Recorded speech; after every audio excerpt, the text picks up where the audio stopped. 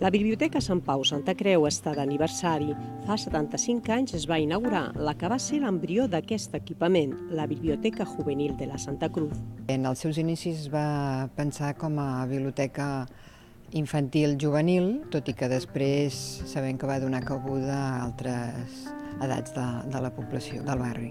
Va ser la primera biblioteca que es va obrir a Barcelona després de la Guerra Civil i estava pensada només per a nens que sabessin llegir. Per això, un any després, es va habilitar un altre equipament pensat per als universitaris.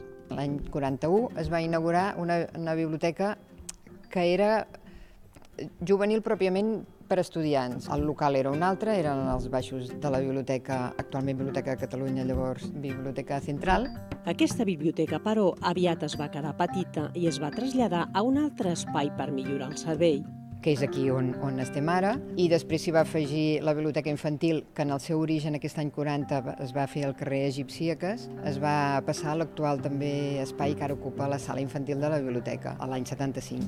Aquest és l'origen de la Biblioteca de Sant Pau actual, la suma de diferents equipaments que han anat adaptant-se a les necessitats de l'època, una adaptació que encara, asseguren, no ha acabat. De fet, el que esperem és que creixi més, perquè pel Raval una biblioteca de 1.000 metres quadrats és molt poc.